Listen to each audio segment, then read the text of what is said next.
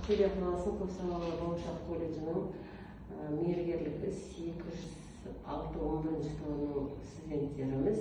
біздер фармакология пәнінен